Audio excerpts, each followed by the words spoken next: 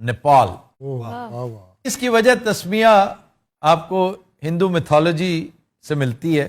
نئے پال، نئے ایک گرو تھے اور ان کی نسبت سے کہتے ہیں کہ یہ ان کا پالک ہے، یہ وہ علاقہ جس کو گرو نے پالا ہے، نیپال، یعنی ان کی پروٹیکشن میں ہے، نیپال ان کی واچ میں ہے۔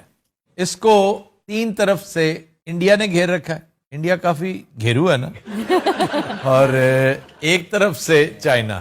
تو جتنی خبریں آتی ہیں بھاگنے کی یا انٹر ہونے کی فرام نیپال ٹو انڈیا، تو کیا وہاں پہ ویزا سسٹم نہیں ہے بارڈر؟ وہاں پر نیپلیز کے لیے تو یہ ہے کہ آپ جب چاہے انڈیا جا سکتے ہیں، وداؤٹ پاسپورٹ جا سکتے ہیں۔ وہ اسی لیے وہاں پر 80 لاکھ نیپلیز ایسے ہیں جو انڈیا میں کام کرتے ہیں۔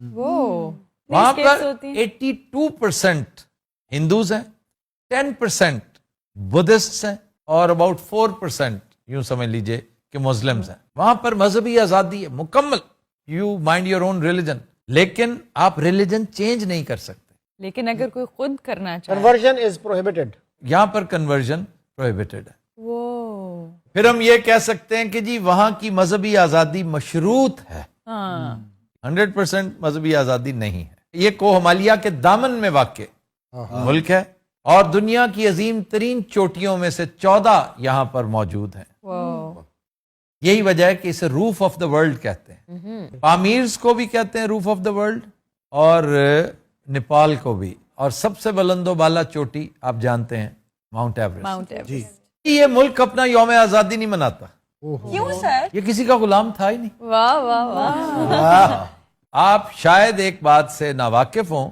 کہ نیپلیز کا شمار دنیا کے بہادر ترین لوگوں میں ہوتا ہے۔ گورکھا ریجیمنٹ آج بھی برطانوی فوج کا حصہ ہے۔ گورکھوں کو وہ اتنا پسند کرتے تھے، یہ نیپلیز گورکھا ہے، اور ان کا موٹو ہے کہ بزدلی سے موت بہتر ہے۔ واہ، یہ 1815 سے آنورڈز آج بھی ریجیمنٹ کا حصہ ہے۔ انڈیا کی بھی ایک ہے انڈین فوج میں بھی گورکھاز موجود ہیں۔ یہاں پر ایک بہت بڑی ٹریجڈی ہوئی تھی 2001 میں۔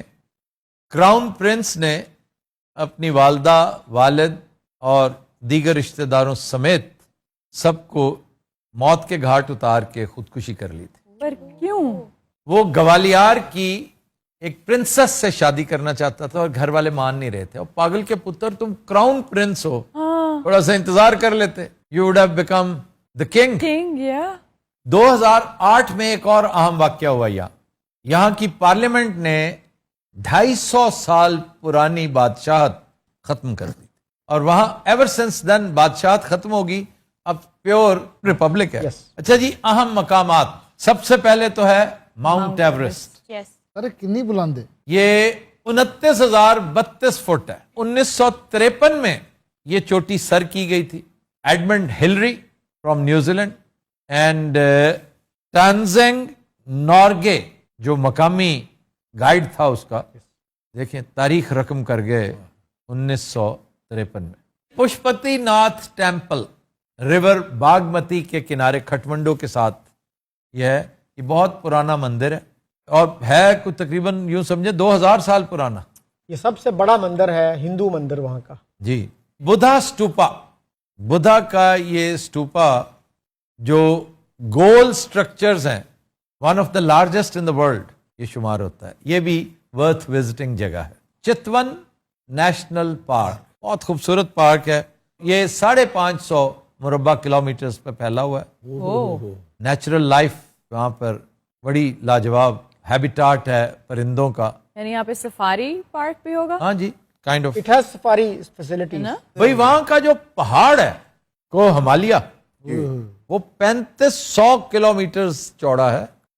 اس کا زیادہ تر حصہ نیپال میں ہے، اور ٹچ وہ ہمیں بھی کرتا ہے، چائنا کو بھی کرتا ہے، انڈیا کو بھی کرتا ہے، تبت کو بھی کرتا ہے۔ اور ماؤنٹ ایوریسٹ پر پہنچنے کے دو رستے ہیں، ایک ہے کھٹمنڈو کے ذریعے، نیپال کے ذریعے، اور دوسرا ہے تبت کے ذریعے۔